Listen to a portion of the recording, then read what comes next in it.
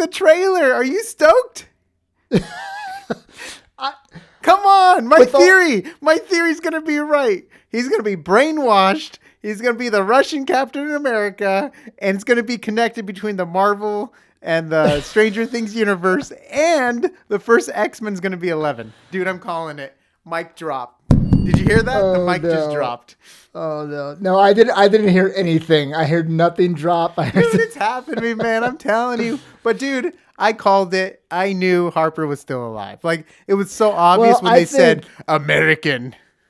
Yeah, I think everybody made it clear. Everybody kind of knew that. And I think the show, from a not financial but viewership standpoint, they wanted to make it very clear that, okay, he's alive.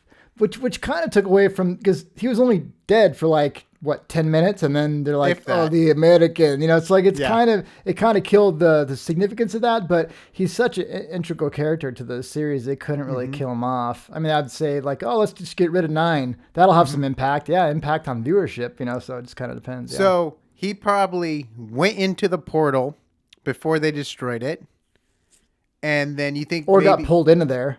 He either got pulled in or he went in, and then maybe the Russian military found him or something in there, and they kidnapped him or tied him up, or whatever, and brought him back to Russia because they have their own portal. So the only thing that kind of was a little bit tricky to me on that trailer that you sent, you sent me the link to it, and the last 15 seconds of it is just black. I don't that made me think, is this a legit trailer? I mean, I'm sure it probably is.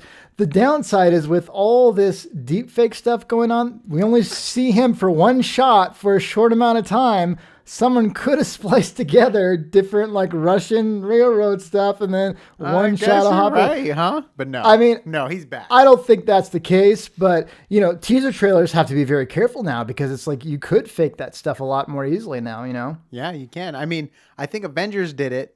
Avengers Endgame? No, Infinity Gauntlet. Which one was first? Endgame was first. Infinity War? Oh, Infinity War was first. In the trailers, it showed the Hulk running with them and stuff, but there was no Hulk in the movie.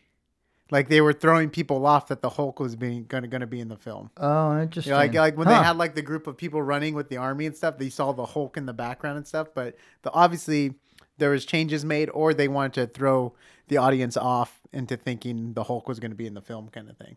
I'd imagine it's probably changes made. I mean, there's a lot of stuff that ends up... The DVD, there's, that big box set? There's a big box set right now that has the Infinity War Gauntlet box set or whatever. They have a lot of behind-the-scene footage and deleted footage. There's actually a scene where the Hulk talks to Bruce Banner and how he doesn't want to die and how he doesn't want to die. It's happening during the final battle. And then he turns into Professor Hulk before Thanos comes to grab Vision's Infinity Stone in his head. And there's this whole thing. This is in the first movie. Yeah, this was in the first one. Originally, they were going to have him be buddies at the end of that one, kind of thing. And yeah, it was very interesting. Yeah, maybe I'll overlay the footage of the thing in here. It was just very interesting to me when I saw that. So, John, super excited for Stranger Things? Well, I'm excited for Stranger Things. I mean, if I'm completely honest, the first season was by far my favorite. Yes, the second season, I kind of remember, and the third season was better than the second. I thought it was fun, but I almost thought they started getting too heavy on the visual effects. Whereas the first season was very practical. That being said, Other Nick, our friend, he loved season 3. He loved all the visual effects. So it just kind of depends. Yeah. That being said, and you know what I think I liked about it is that it's there's a lot of throwbacks to the 80s and the Goonies type stuff. And now that they're getting older, they're having to kind of come up with different storylines, which is fine. But I think a lot of people always said, oh, it's like the Goonies, that first season. It's like the Goonies. It's like young. the Goonies. But, I'm curious, by going to Russia, I wonder if it's going to take away from the small town vibe where everything happens. Well, that's in what town. I'm really wondering is this even part of an episode? Is this even part of an episode that they're showing? Or is this just confirming, he's back? And I mean, maybe that's just going to be a very short chunk in maybe the first episode and he finds his way back. Because if they're trying to jump back and forth... 11's going to have to save him.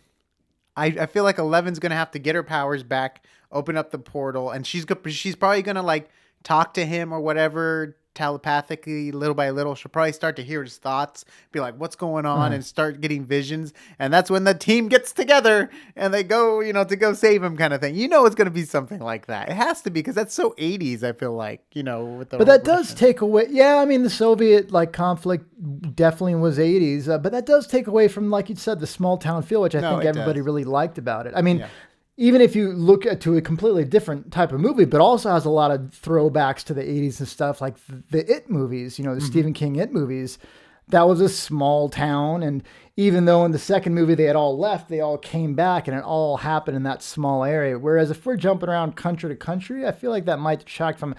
That being said, I have no idea. I mean, obviously I think this is the best series that Netflix has ever had, right? So, I mean, it would make sense. I don't know. What about your Witcher? Come on, John, your Witcher, buddy. I'm just kidding. I'm just joking. He loves The Witcher. That's why I said that.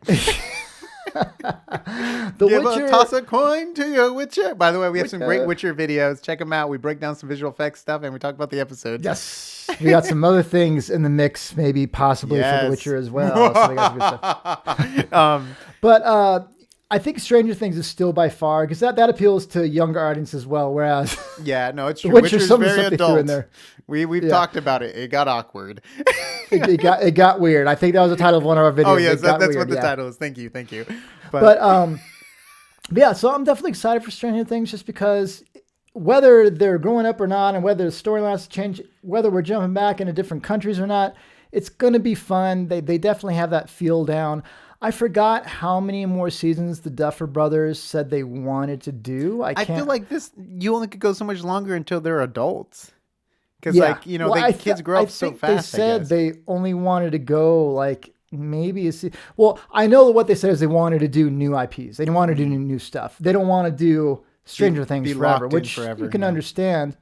And, the longer it goes on, the longer there's a possibility that it loses its luster too. I mean, you look Game at of Thrones. Game of Thrones. That's exactly what I was going to say. Game of Thrones didn't lose its luster. It just they just copped out. They were just like, oh, I want to do Star Wars or whatever, and they just kind of sped up the process. No, I mean, it's not even that. It's that, well, one, they ran out of the source material from the actual author, and then they started having to make up new stuff. I mean, at a certain point, going into Stranger Things, I'm sure the Duffer Brothers, I think it is Duffer Brothers, they had a pretty good game plan, and probably on season 1 at least, maybe season 2.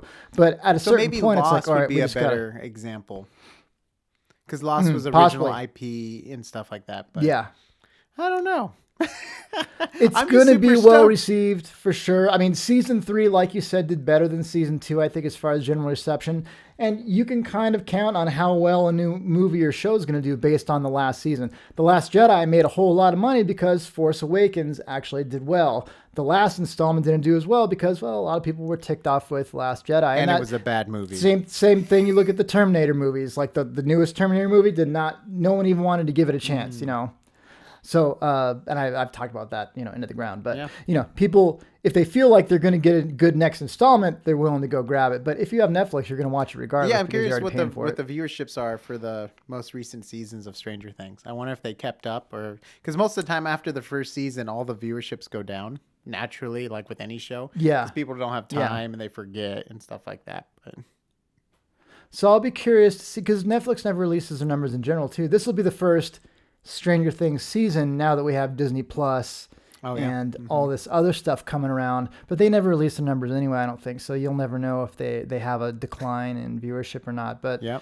that's true. Man, dude, we've been so fortunate. We got the Wes Anderson trailer a couple days ago. By the way, we did a react video to that right here. You can check in the description. And it's not just a react video. We actually go in and talk about Wes Anderson's movies, and then we talk about his style and like his color palette and the actors he works with. It's actually really cool. We kind of break down Wes Anderson a little bit. Yeah. And you wouldn't want to just watch a reaction video with me, because I just kind of stare like very intently. Yeah. We're never showing his face again on a trailer. Yeah, pretty much. Never again. Just paste a smiley face on my face. Yeah, just animate it. Little so wiggle awesome. effect and Well, After Effects. if you love movies and shows, we have a podcast, AsArt.space. We'll have links to everything, to our YouTube channel, our podcast, Instagram. We're messing with filters, and we have some cool visual effects projects in the works. Yeah. We're trying to mess with some deep fakes, so maybe you'll see some crazy deep fakes in the future. Yeah, Maybe so some some really Stranger fun stuff. Things. Ooh, who knows? I don't know. Let us know if you want to see certain types of faces on other people's faces. Comment down below. That would help us out a lot with some ideas. I want to the put John's weirdest face on everything, but he sales says pitch no. ever. That is the oddest sales pitch ever. But yeah, you guys, give us ideas. We love the interaction and the comments and the feedback. That's really kind of one of the funnest things is having friends you're kind of doing this stuff with. So with that, thank you very much for watching. Let us know if you're excited for Stranger Things, if you're getting burnt out on it. We always like to hear kind of what people are thinking about it. And we'll see you on the next AsArt.